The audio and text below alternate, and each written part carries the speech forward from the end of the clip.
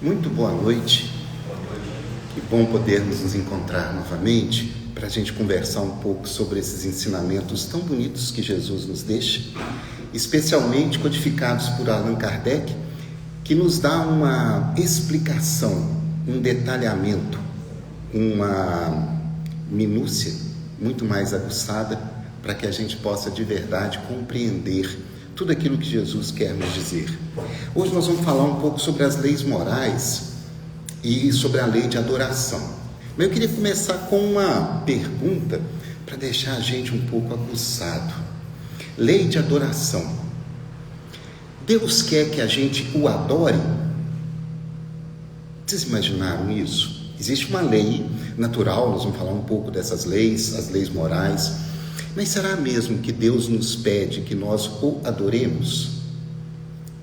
Como é que é adorar alguma coisa, né? Será que Deus quer que a gente se ajoelhe, fique ali o adorando, o contemplando, o elogiando? Será que é isso que a lei de adoração quer nos dizer? Será que Deus precisa isso de nós? Pede, exige ou recomenda que a gente o adore da forma como nós entendemos a adoração?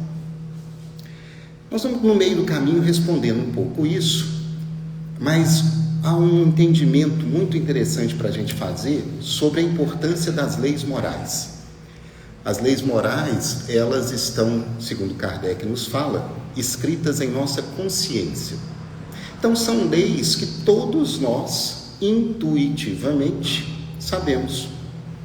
Da mesma forma que o mundo tem as leis, e as leis têm ali todo um regulamento, o regimento, a Constituição, o arcabouço legal, no nosso espírito, e aí a consciência do espírito, nós temos impressas as leis morais, que são leis de comportamento moral. Tem a lei de adoração, a lei do trabalho, a lei de justiça, a lei de amor. Tantas leis que nos vão dando uma ideia de como nos comportar. E essas leis, segundo Kardec nos coloca, elas são leis que nos conduzem à felicidade. O que é uma lei? Uma lei é uma norma de conduta, algo que nos impele a fazer alguma coisa ou nos proíbe de fazer determinada coisa, que fugiria de um padrão. E as leis morais são leis colocadas por Deus, trazidas não por Jesus, mas por muito antes de Jesus, já nos trazendo o conhecimento, para que a gente possa nos guiar moralmente. A hora que a gente fica indeciso, faço, não faço, vou, não vou, devo, não devo, as leis morais estão impressas em nossa consciência e elas são um arcabouço, um guia, uma orientação para a gente entender melhor como devemos nos comportar. Essas leis, elas são feitas para a nossa felicidade. Ou seja, elas querem nos conduzir a um estado mais feliz. Sabemos que a Terra, como um mundo de provas e expiações, nos oportuniza uma felicidade relativa. Não uma felicidade plena ainda que nós podemos, talvez, enxergar a aurora dela em nossos sonhos, em nossas aspirações. Porque não é uma felicidade ligada às questões materiais, mas uma felicidade que o espírito pode degustar, experimentar. E essa felicidade que está reservada para nós, ela vai sendo oferecida por caminhos. E as leis morais têm esse direcionamento.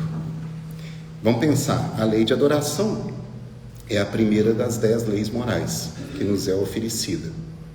E aí, voltando à pergunta, né? Por que a lei de adoração é a primeira? Adorar a Deus? Será mesmo que há necessidade dessa adoração? Kardec vai nos colocando que a adoração é um sentimento inato.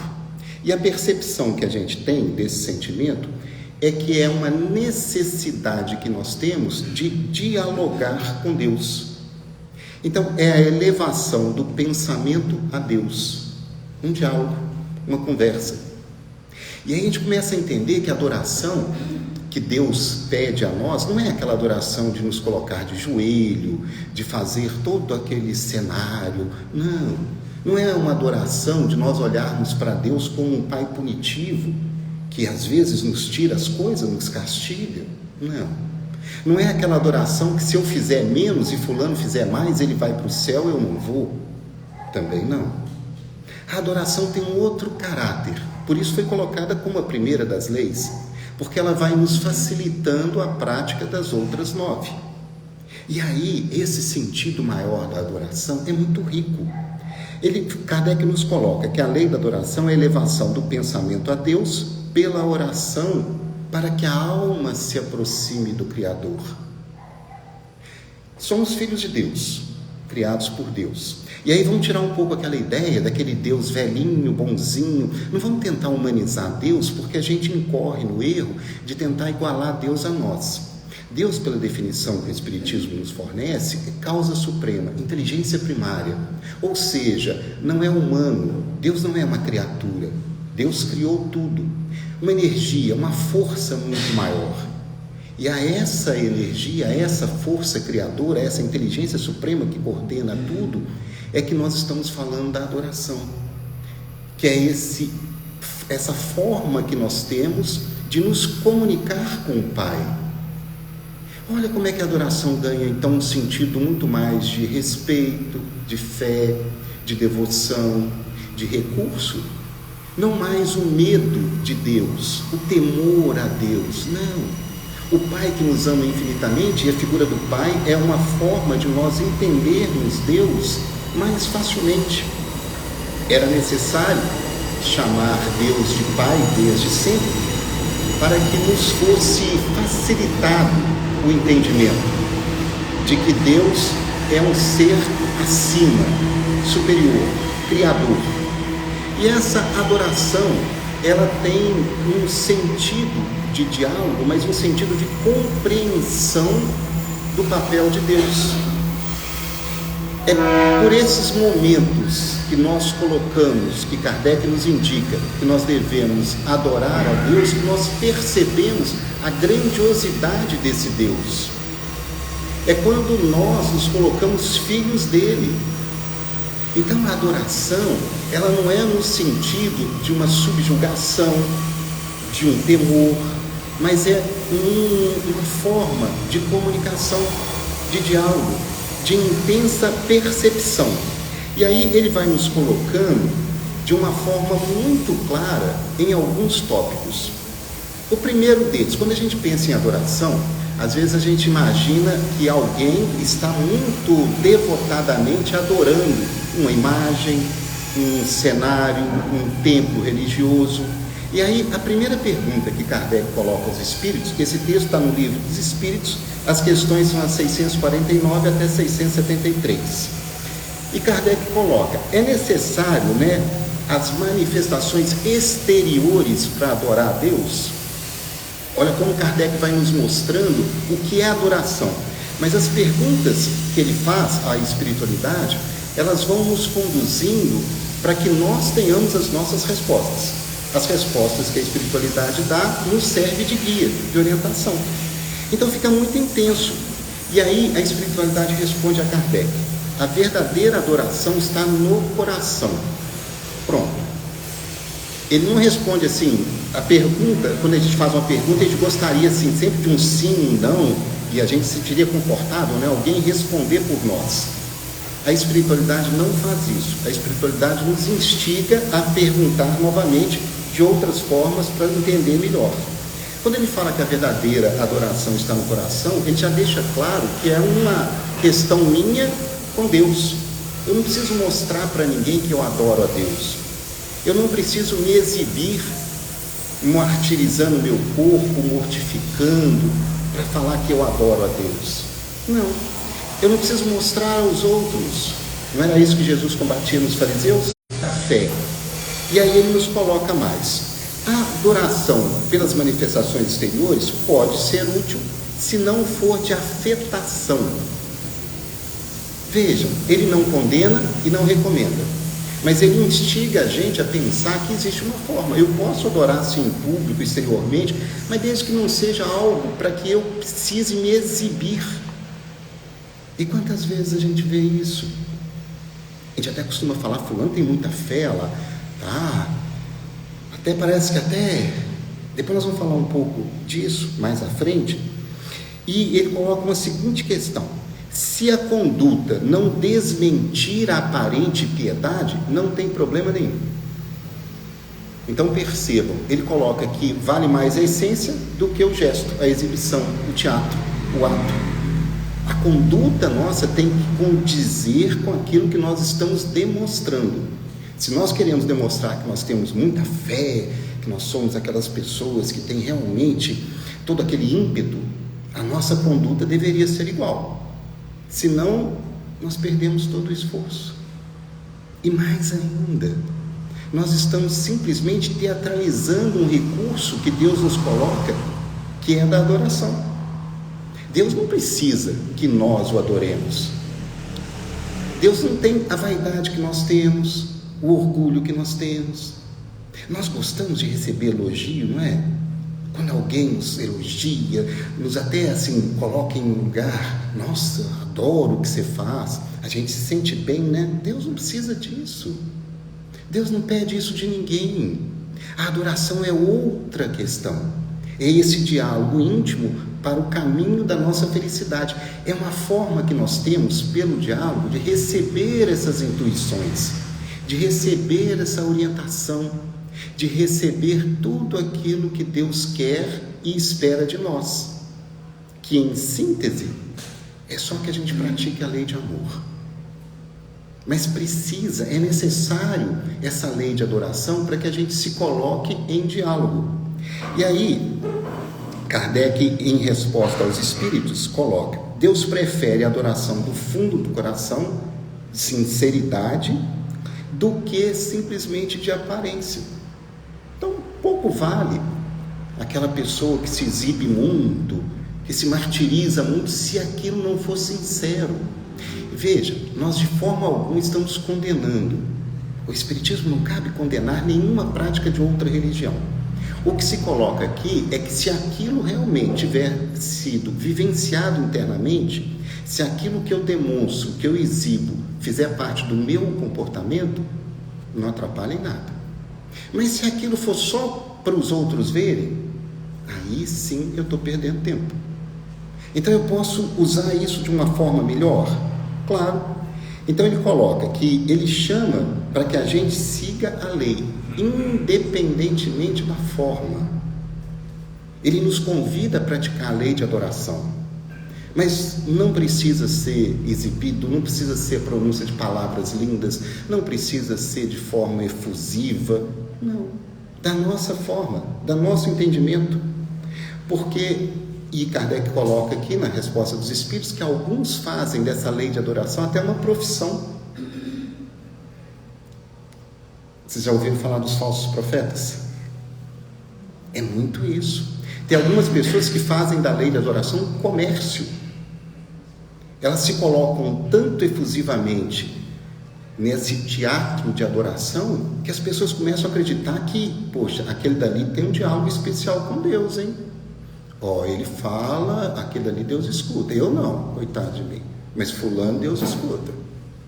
Será mesmo que o Pai iria escutar mais aquele que se mostra, teatraliza essa fé, ou aquele que é sincero, que lá no fundo do coração talvez nem saiba ler ou escrever, mas tem uma palavra de humildade, um diálogo intenso, carinhoso, de fé?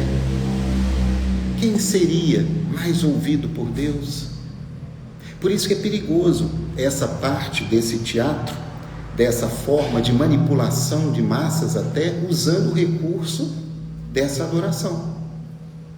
Não há necessidade do grito, não há necessidade de uma manifestação intensa, de grandes espetáculos. Mais uma vez, não há necessidade nem de condenar tudo isso. Se isso estiver ajudando as pessoas a seguirem no bem, ótimo. Mas lá no íntimo sou eu que escolho. Então eu estou mesmo seguindo aquilo com aquela vontade de usar a lei de adoração como um canal de comunicação com Deus?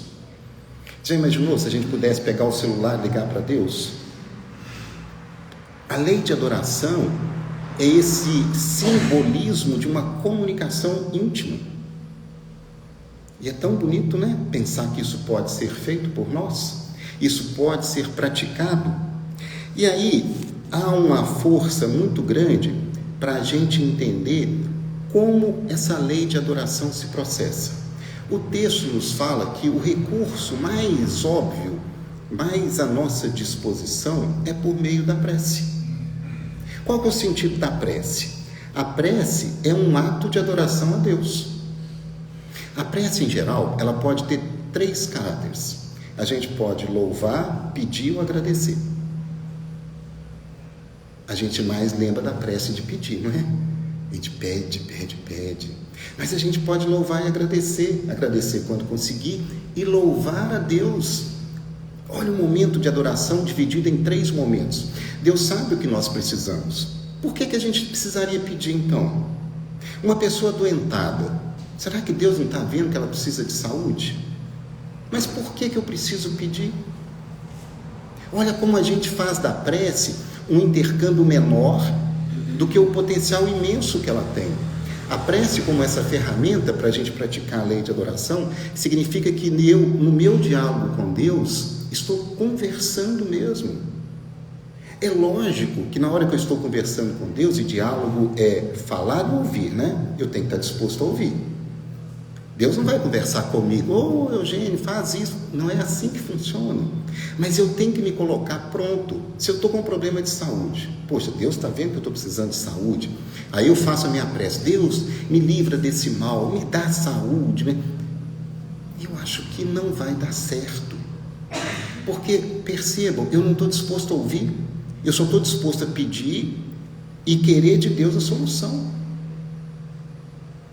Mas se eu me dispuser a ouvir, o que eu vou pedir a Deus? Deus, me explica por que eu estou passando por isso. Me ajuda a entender a necessidade dessa moléstia em minha vida. Me ajuda a entender melhor o que se espera de mim. O que essa doença está trazendo para o meu progresso. Percebam que muda tudo, eu estou pedindo. Mas eu estou pedindo sabendo que Deus, esse Pai que nos ama, não me deixaria passar uma dificuldade à toa, inútil. Seria injustiça. E Deus é todo amor, justiça e caridade. Por isso que a lei de adoração tem esse sentido maior. Eu não posso acreditar que Deus é aquele bom velhinho, tipo um Papai Noel, que me atende a todos os pedidos. Não faz sentido isso. Mas eu posso acreditar que Deus é esse Pai que me ama infinitamente, que me permite muitas vezes passar por algumas dificuldades. Não é assim na vida? Nós que somos pais, às vezes os meninos pequenos, né? A gente fala, não corre que você vai cair, não corre que você vai cair. Tem hora que a gente fala assim, deixa correr, você vai cair, vai aprender. O menino cai e aprende. Deus também nos permite errar. Ele nos alerta, não vai, mas a gente vai. E aí, será que nós não vamos ter a consequência? A gente gostaria, então, nesse tombo nosso, feito da criança, que tivesse um amortecimento, que a gente não machucasse, porque a gente pode correr de novo, não machuca. A gente foge das consequências. Como se Deus fosse passar a mão na nossa cabeça e falar assim, tá bom, gente, mais uma chance. Mas Ele faz isso. Ele nos dá essa chance, todas as vezes. Ele não espera a perfeição de nós, mas Ele espera que nós possamos, pela lei de adoração, ter um diálogo muito mais profundo com Ele, buscando entender por que a minha vida tem atribulação, tem dificuldade, tem desafio. Não de forma comparativa, poxa, meu vizinho tem tudo, parece que a vida sorri para ele o tempo todo, mas eu sofro. Ai, Deus que ouviste nós, gente, não. Deus pede de nós, e a lei de adoração é um caminho para a nossa felicidade. Deus pede de nós compreensão. Compreensão, nós temos que amadurecer. Feito essa criança que caiu, bateu a cabeça, machucou, chorou, Deus nos chama de novo, nos dá o colo, o carinho, o afeto. Ele fala, olha, eu te disse, não corre mais não. Mas a gente é teimoso e a gente corre, e a gente não quer as consequências. A lei de adoração é para entender isso. Falar, Deus, o que eu estou fazendo de errado que essa moléstia me alcança? Será nessa encarnação? Será em encarnações passadas? Será uma injustiça? Mas se eu acreditar que Deus é injusto comigo, eu não vou adorar a Deus, vou? Se eu acreditar que Deus é mau comigo, eu vou adorar? Não. Por isso a percepção dessa confiança maior. E olha, nós estamos falando de confiança, não estamos nem falando de fé. Fé é um estágio além da confiança.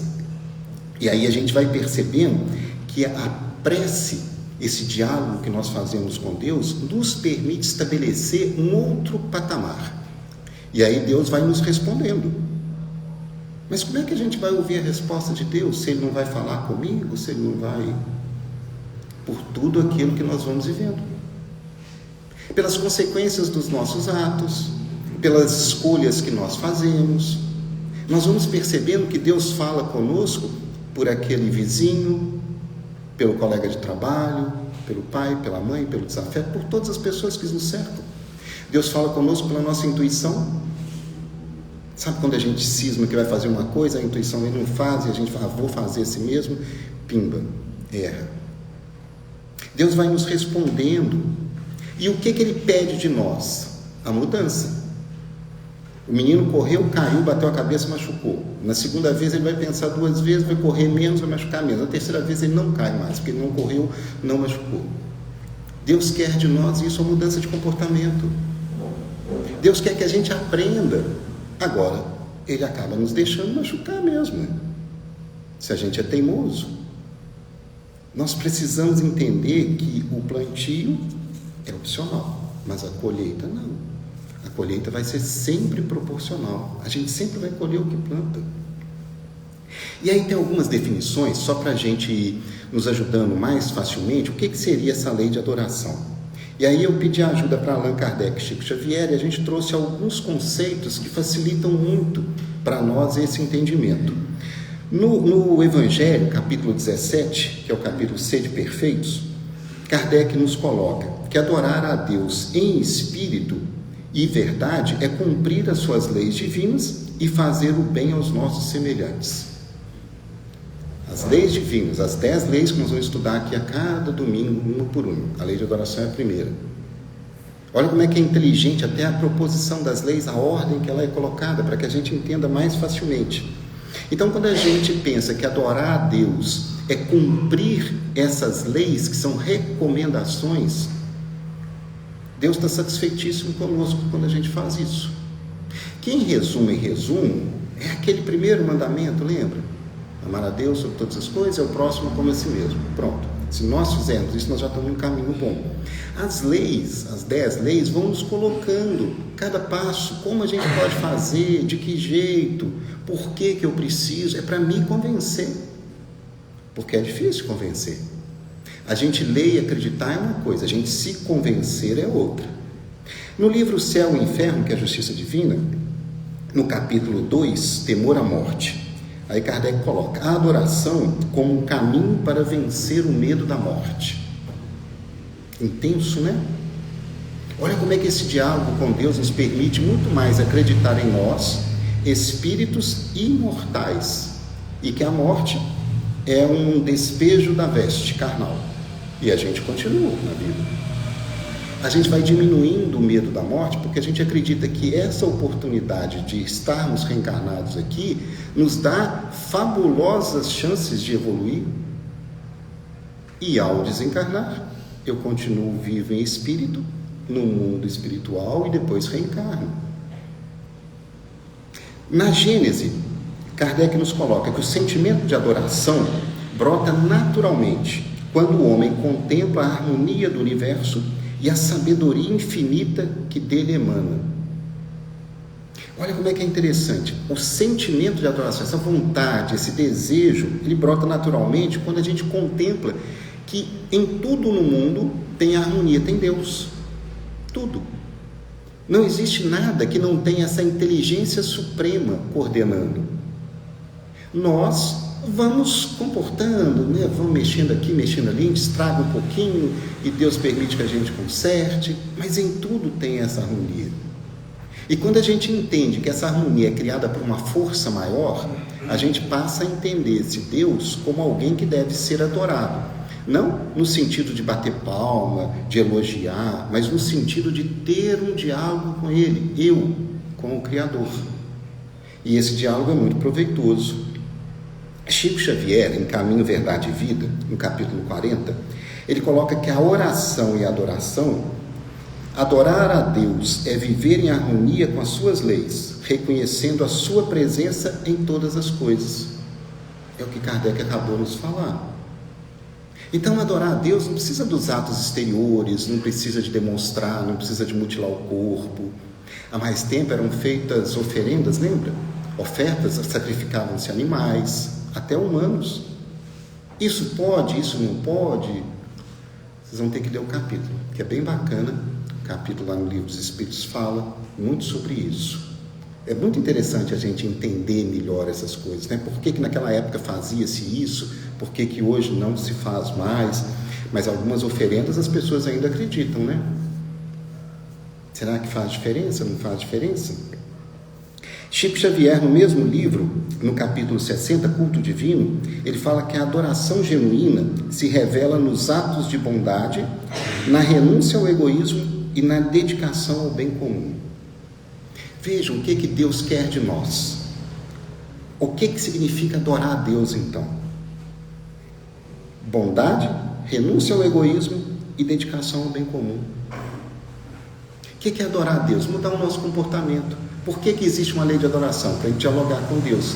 Por que a gente tem que dialogar com Deus? Para a gente ter mais força e vontade de seguir as outras leis. O que essas outras leis pedem de nós? Uma mudança de comportamento, a renúncia ao egoísmo, ao orgulho, à vaidade, o caminho do bem. Tudo faz sentido, não é? Por isso é importante perceber que essa primeira lei da adoração, ela nos convida a essa mudança de comportamento. Na obra Pão Nosso, capítulo 7, Chico nos coloca: adorar a Deus é converter o coração em altar vivo, onde cada pensamento e ação se tornem oferendas de luz. Um altar vivo, sem precisar de cultos exteriores, sem precisar, mas que cada pensamento e ação se tornem essas oferendas, essas ofertas de luz. Cada pensamento. Pegou pesado, né? Pensa. Nós filtrarmos os nossos pensamentos para que cada pensamento que a gente tiver seja orientado ao amor ao próximo. Isso é adorar a Deus. Por último, em Nosso Lar, capítulo 15, Chico nos coloca: o culto de adoração no plano superior não exige templos de pedra, mas corações unidos na busca sincera pelo bem.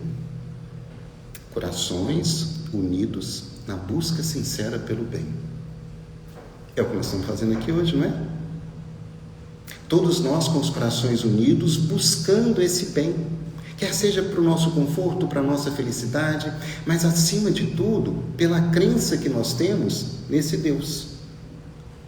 A fé, a vontade, a confiança, a certeza que esse Deus nos ama infinitamente e que nos oferece recursos infindáveis para que a gente possa ser feliz cada vez mais.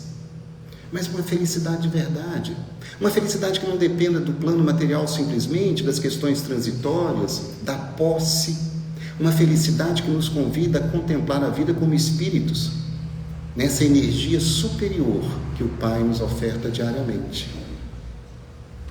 Essa é a lei de adoração. Em síntese, um diálogo com Deus para que a gente seja fortalecido o suficiente para amar ao próximo como a nós mesmos. Dessa primeira lei vem todas as outras que nos próximos domingos nós vamos estudar. E essas leis, elas bem cumpridas, elas são tudo o que nós precisamos. Tudo. Para ser verdadeiramente feliz. O caminho existe. E essa felicidade, ela é proporcional. A gente vai sentindo mais um pouco, mais um pouco, mais um pouco, até que a gente chega numa felicidade plena. Talvez em mundos mais evoluídos, né? Mas um mundo que se avizinha, que é um mundo de regeneração, já nos oferece uma felicidade maior. Hoje, ainda assim, a nossa felicidade ela é restrita à nossa compreensão, às nossas atitudes, àquilo que nós verdadeiramente merecemos. Gente, muito obrigado pela atenção. Que a gente leia o capítulo, porque essa questão das oferendas, dos sacrifícios é bem bacana. Acho que vai matar a curiosidade de muita gente. Obrigado, gente. Nós agradecemos.